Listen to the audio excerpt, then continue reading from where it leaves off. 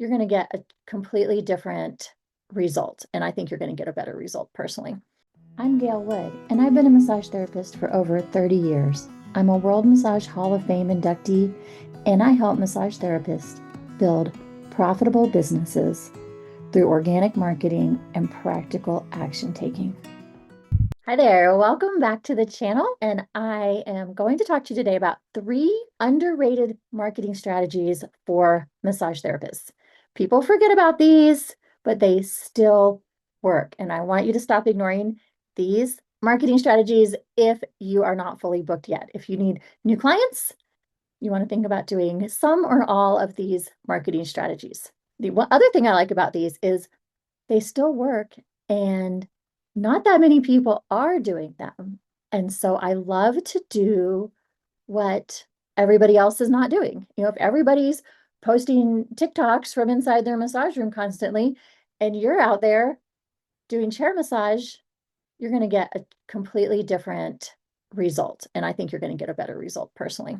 Most people think about social media when they're thinking about marketing, but the best ways to get clients in the door are tried and true, and they still work. So, number 1, business cards. I keep business cards with me at all times, and I hand out several each week.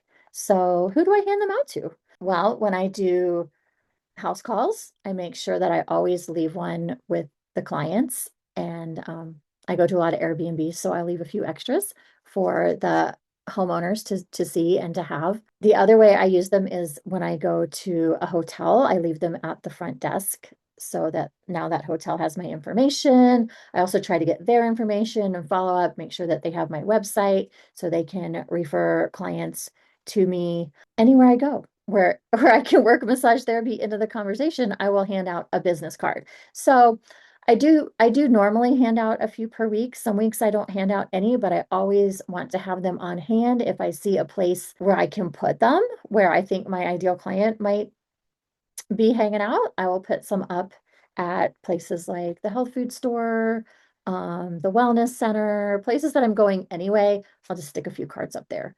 So, it's just a very small, very inexpensive thing you can do consistently that can pay off. And you never know when. I had a student in one of my marketing classes who told me that she had a client come in with an old business card of hers, and she knew it was from like 7 years before because she hadn't printed that one in 7 years. And he had hung onto that card until he hurt his back and needed a massage. And then he dug it out of wherever he had put it and called her and booked a massage. So I know that's a very long game, but these things do work. And they're almost so easy to do that we forget to do them, right? The next one is chair massage. Now, I often hear from massage therapists, I did chair massage. It didn't work. I didn't get any clients. If that's your only metric that you're measuring the success of a chair massage event from, I would say you're going about it a little bit wrong, because chair massage is a way to get out in your community, to touch people and to meet people. Yes, sometimes you may get people who are interested in booking right away, but in general, it takes a bit more time. So think of it as, I'm going to go out there, I'm going to meet people, I'm going to get them onto my email list, I'm going to hand out my cards. I'm just going to go out there and have a nice time and touch people and meet people. And really, if that is your attitude when you go out there, that is going to work so much better than this has got to work, it's got to bring in clients this week, or it's a failure, because it's just not the way to measure an event like that. Different events have different purposes. So whether you're doing free massage or paid chair massage, just go out there, try to have a good time, try to connect with people, and build your network. That to me is the best use of doing chair massage, especially free chair massage. But you will find that it will often lead to clients again down the road. I used to do free chair massage every year at our town's Chamber of Commerce Business Expo. I would just, it was included with my membership. So I'd set up a table, I bring my massage chair. I always set a goal to try to talk to every other person in the room. So when my table was slow, I'd go to, talk to somebody else, see what they have, make sure I talk to everybody in the room.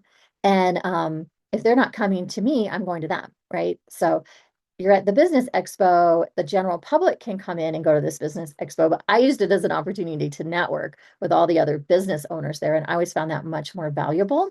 And I would usually see results around Christmas time. So I might not get bookings from the people that attended the event or I met at the event, but they would come in to buy a gift from me for their loved one for the holidays. So the payoff would come later.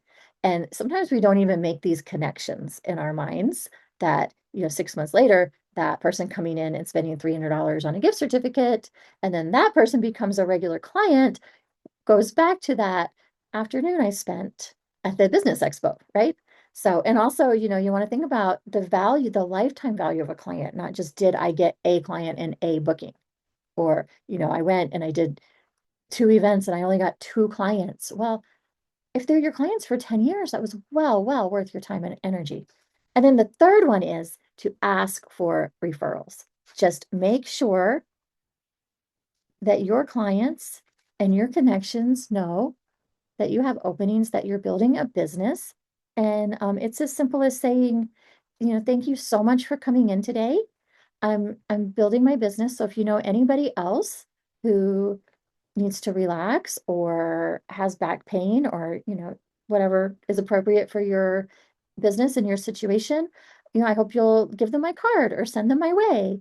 Or often it will come up in conversation, maybe your client's talking about their friend or their daughter or somebody like that. I just say, oh, well, if they need a massage, I have openings. Just give me a call. Do you want to, or I'll even just ask them, do you want to book a massage for Susan? If it's a daughter, like their mom or somebody like that, I'll say, do you want to book for them? A lot of my clients like to buy massages for their friends and family. So just always keep it top of mind that you can ask people in just a very casual way to be sure to keep you in mind. And I think that works so much better than some complicated referral scheme, which I always felt like I was, I don't know, trying to get people to sell stuff for me, like an MLM or something. I never liked having a referral scheme. I just like to say, hey, we're here and we want to help as many people as possible. If you know somebody who could use our help, definitely we hope you think of us and send them our way. So I'd love to know which one of these strategies has worked for you in the past, or which one maybe you haven't thought about in a while, but you want to give a try. And while you're here, be sure to like and subscribe to this video. It does help more massage therapists to see my content. And I will see you in the next video. If you're ready to stop piecing together random marketing advice and build a full client attraction system for your massage business, I'd love to invite you to my free client attraction blueprint class. I'll walk you through my 5-part system that I use to consistently attract ideal massage clients. And I'll show you exactly how all the pieces work together. You can register using the link in the description below. Thanks so much for watching. If this video was helpful, don't forget to like it, subscribe to the channel, and leave me a comment. I'd love to hear your thoughts, and I read every single comment. I'll see you next week with another video to help you build your massage business.